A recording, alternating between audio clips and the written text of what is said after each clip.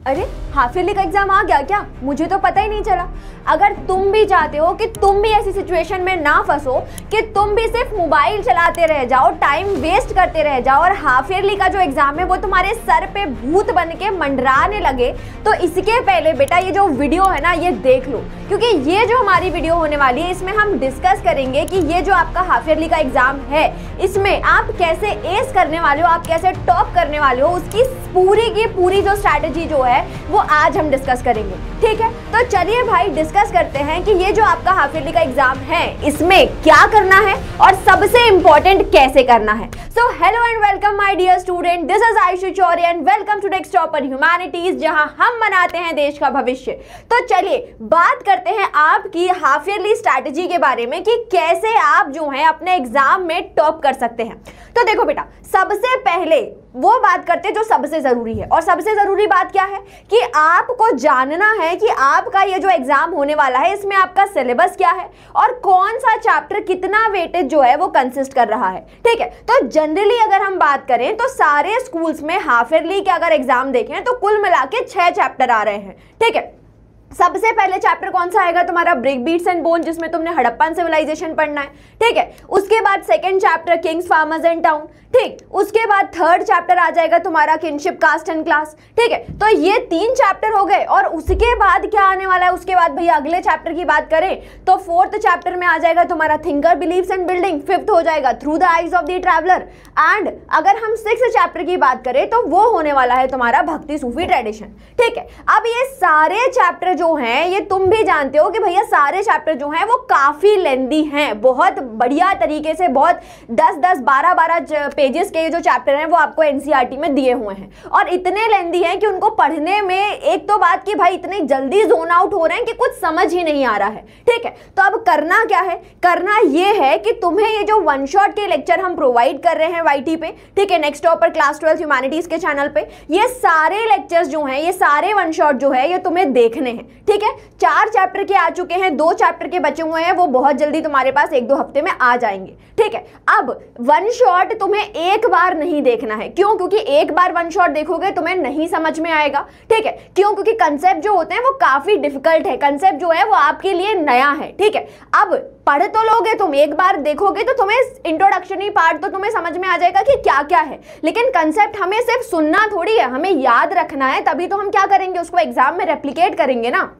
तो जितना ज्यादा तुम सुनोगे, जितनी ज्यादा बार उसको देखोगे, हर बार तुम्हारा देखने का जो नजरिया होगा उस कॉन्सेप्ट को वो चेंज होता जाएगा। ठीक है, तो ट्राई करना है कि हर एक वन शॉट को कम से कम 2 से 3 बार तुमको देखना है, तब वो जो वन शॉट है उसका जो एक एक पॉइंट है वो तुम्हारे दिमाग में फिक्स होता चला जाएगा। ठीक है, अब वन शॉट तो देख लिया, अब वन शॉट के बाद क्या करना है, क्या स्ट्रैटेजी अपनाओगे? तो भैया स्ट्रैटेजी ये होगी कि अब जो हमारे पास रीडिंग मटेरियल है उसको कैसे टैकल करना है।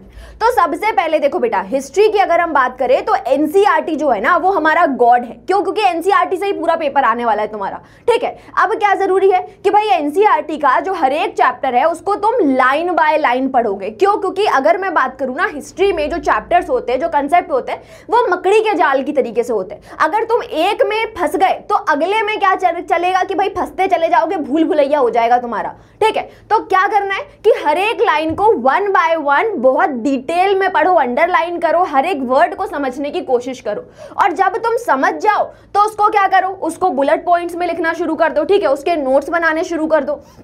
अब जब तुमने और चीजें समझ में आ रही हैं तुम्हारे, तो और ज्यादा उसको कंसेप्चुलाइज करने की कोशिश करो, और ज्यादा उसको क्रिएटिव और अट्रैक्टिव बनाने की कोशिश करो। तो वो सारी इंपॉर्टेंट डेट्स, वो सारी इंपॉर्टेंट पर्सनालिटीज, वो सारे इंपॉर्टेंट की पॉइंट्स तुम्हें उन्हें क्या करना है, तुम्हें उन्हें टेबल के फॉर्म में, तुम्हें उन्हें फ्लो चार्ट के फॉर्म में, तुम्हें उन्हें टाइमलाइन के फॉर्म में, ठीक है, माइंड मैप के फॉर्म में, तुम्हें उन्हें क्या करना है, अपने हिसाब से उसको बनाना शुरू कर दो।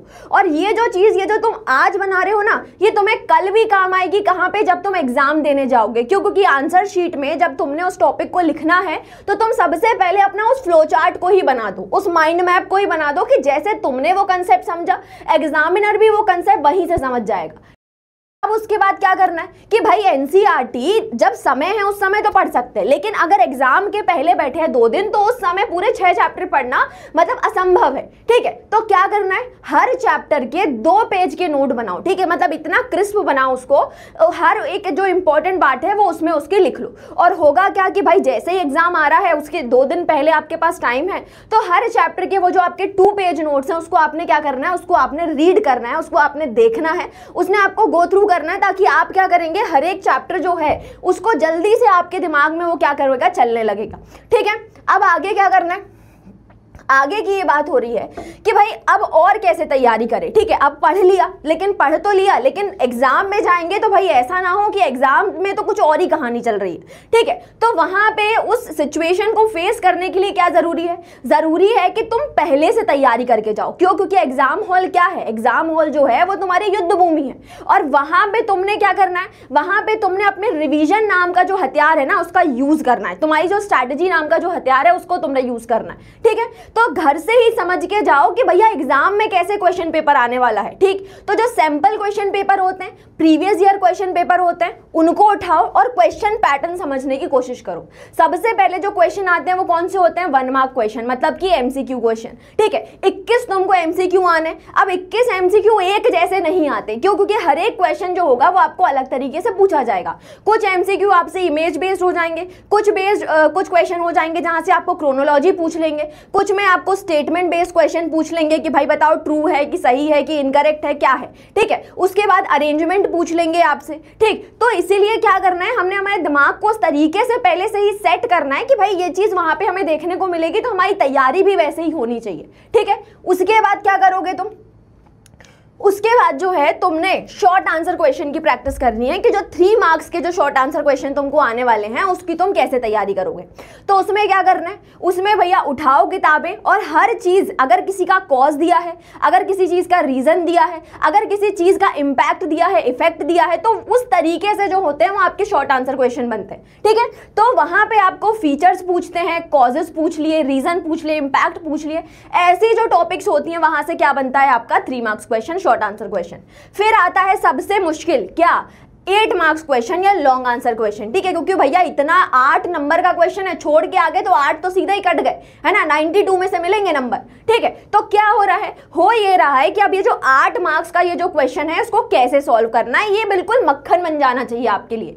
कब मक्खन बनेगा, जब आप जो है अपना एनालिटिकल दिमाग जो है उसको चलाना शुरू करेंगे, कि क्योंकि यहाँ पे जो क्वेश्चन है ना बेटा वो आपसे कैसे पूछ रहे हैं, यहाँ पे वो आपको कंपैरिजन बेस्ड क्वेश्चन पूछ रहे हैं, यहाँ से वो आपको रीजनिंग बेस्ड क्वेश्चन पूछ रहे हैं, यहाँ से वो आपको बोल रहे हैं कि भाई बताओ अगर इस सिनेरियो में तुम होते तो तुम क्या करते। ठीक है, तो वो पूरा जो नजरिया है उस तरीके से आपको क्या करना है, अपने आंसर्स को बिल्ड करना है, चैप्टर्स को देखना है। ठीक है, उसके बाद जो आता है वो क्या होता है, वो होता है आपका सोर्स बेस्ड क्वेश्चन। ठीक है, तो प्रारंभ बैच में और वन शॉट में भी आप सभी को पता है कि भाई हर एक सोर्स जो होता है, हर एक एक्सट्रैक्ट जो होता है जो आपके एनसीईआरटी में दिया हुआ है उसको बहुत बढ़िया तरीके से हम पढ़ा रहे हैं, है ना। तो वही सोर्स बेस्ड क्वेश्चन जो है, जो आपका सोर्स बेस्ड क्वेश्चन होगा वो वहीं से फ्रेम होगा, कि वो जो सोर्स है उसको दे दिया जाएगा और बोलेंगे कि भाई इसके ऊपर अब आपको बताना है। तो 1 मार्क्स 2 मार्क्स ऐसे क्वेश्चन जो होंगे वो इसके ऊपर आपसे बनेंगे।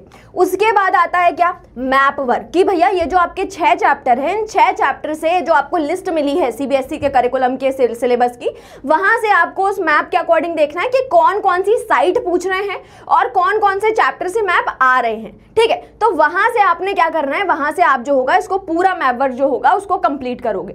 ठीक है, चलो भैया अब फाइनल बात कि जिस दिन एग्जाम देने पहुंचे हैं उस दिन क्या होने वाला है। तो उस दिन सबसे पहले तुम्हारे पास जो होगी कुछ सबसे बढ़िया चीजें मैं तुमको बताती हूँ। ठीक है, क्या तुम्हें यूज करना है, 5 मिनट गोल्डन रूल। ठीक है, कि तुम्हें एग्जाम में जो 5 मिनट दिए जाते हैं ना, जिसको तुम वेस्ट कर देते हो, है ना, इधर उधर जुगाड़ लगाने की कोशिश करते हो कि भाई तू बता दे, तू बता दे, तू बता दे, कोई नहीं बताएगा, कोई, क्योंकि जिससे पूछ रहे हो उसको भी नहीं आता। ठीक है, तो क्या करना है, वो जो 5 मिनट है उसको तुम अपना गोल्डन टाइम बनाओ। कैसे बनाओगे कि भाई वो जो 5 मिनट है उसमें पहले तुमने एक सरसरी नजर से क्या किया, पूरा क्वेश्चन पेपर पढ़ लिया। अब क्वेश्चन पेपर जब तुमने पढ़ लिया तो अब हर एक क्वेश्चन को सोचो कि भाई ये किस चैप्टर से है, है और उसका आंसर फाइंड आउट करने की कोशिश करो, स्पेशली जब तुम सोर्स और अपना ये शॉर्ट और लॉन्ग आंसर की तरफ जा रहे हो। तो वहां पे तुमने अपने आंसर्स को फ्रेम करना है और वो समझना है कि क्या मुझे पहले करना है और क्या मुझे बाद में करना है। अब यहाँ पे अगली चीज कि क्या करना है, पहले लड्डू फिर मिठाई, मतलब कि पहले उन क्वेश्चंस को अटेम्प्ट करो जिनके मार्क्स ज्यादा है। मतलब कि पहले क्या अटेम्प्ट करोगे, पहले करोगे तुम लॉन्ग आंसर क्वेश्चन। क्यों? क्योंकि अगर वो छूट गया तो सीधे सीधे 8 नंबर कटेंगे तुम्हारे। ठीक है, तो क्या करना है भैया, पहले उठाओ किसको, पहले उठाओ लॉन्ग आंसर क्वेश्चन को, पहले उठाओ लड्डू को, और फिर ये जो मिठाइयां हैं है ना, जो 1 मार्क्स की जो बूंदियां हैं उनको बाद में इकट्ठा करेंगे। ठीक है, तो वो वाली कहानी जो है वो तुमको यहाँ पे करनी है। उसके बाद आखिरी 15 मिनट जो होते हैं ना बेटा, हर क्वेश्चन पेपर के, हर जो आप एग्जाम देने जाते हो उसके लिए सबसे इंपॉर्टेंट है। क्यों? क्योंकि उन्हीं 15 मिनट जो होगा वो आपका फ्यूचर डिसाइड करेगा। आखिरी के जो 15 मिनट है उसमें आपने क्या करना है, आपने अपने मैप वर्क को कंप्लीट करना है और उसके साथ साथ ये देखना है कि भाई हर एक चीज जो है वो मैंने करी हुई है नहीं करी हुई है। ठीक है, तो आखिरी 15 मिनट जो है वो तुम नक्शा और नजर के लिए यूज करोगे कि भैया क्या करूंगा कि 15 मिनट में पूरा मैप वर्क कर लूंगा और उसके साथ साथ देखूंगा कि कुछ छूटा तो नहीं है और रीचेक करूंगा, एक बार पढ़ लूंगा कि ऐसा तो नहीं कि लिखते लिखते 2-4 वर्ड में खा गया। ठीक है, तो वो वाली गलती भी नहीं होनी चाहिए। ठीक है, और लास्ट में क्या हो रहा है, लास्ट में भैया तुमने आंसर जो लिखा है उसकी प्रेजेंटेशन सबसे इंपॉर्टेंट है, वो सबसे ज्यादा मैटर कर रही है। क्यों? क्योंकि एग्जामिनर देख रहा है कि तुमने इंट्रोडक्शन लिखा है कि नहीं, तुम्हारे आंसर में मेन बॉडी है या नहीं, और फिर उसके बाद उसमें कंक्लूजन है या नहीं। ठीक है, तो रिप्रेजेंटेशन जो है, तुम्हारा जो प्रेजेंटेशन होगी तुम्हारी आंसर कॉपी की, वो सबसे इंपॉर्टेंट है, वो सबसे पहले तुम्हारे मार्क्स को गेन करने में तुम्हें हेल्प करेगी।